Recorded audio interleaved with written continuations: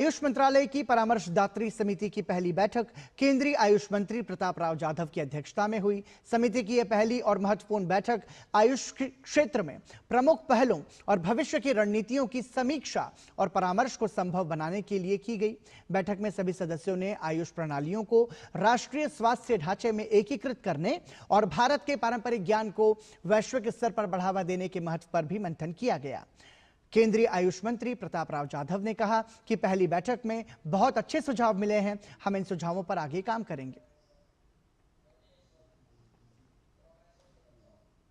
लेकिन हमने प्रयास किए और तुरंत हमें कंसल्टेटिव कमेटी की भी उन्होंने सैंक्शन दिया और अब उसकी पहली बैठक हुई और हमारे सभी ज्येष्ठ सदस्यों ने इतने अच्छे सुझाव दिए कि सभी लोगों के दिल में उनकी बात जब मैं सुन रहा था तो सभी के दिल में है कि भाई आयुष बढ़ना चाहिए, आयुष के माध्यम से लोगों ने उपचार करना चाहिए और आयुष के माध्यम से किसानों के खेती में भी मेडिसिनल प्लांट उगाए जाना चाहिए। हमारे भारत में ही नहीं तो पूरी दुनिया में ये फैलना चाहिए, लोगों तक जाना चाहिए और लोगों ने अपनाना चाहिए। उसके लिए हम प्रचार और प्रयास करेंगे।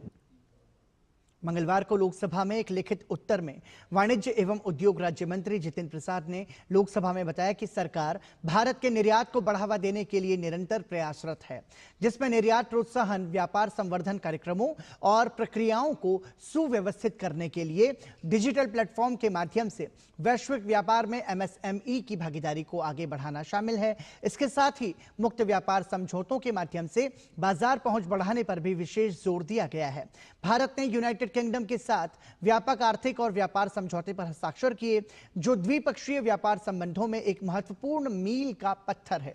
केंद्रीय मंत्री जितिन प्रसाद ने कहा कि सरकार की ओर से की गई पहलों से कई क्षेत्रों में आयात पर निर्भरता कम हुई है और निर्यात को प्रोत्साहन मिला है। चिकित्सा उपकरणों के लिए पीएलआई योजना के अंतर्गत 21 परियोजनाओं ने 54 अलग चिकित्सा उपकरणों का निर्माण भी शुरू कर दिया है।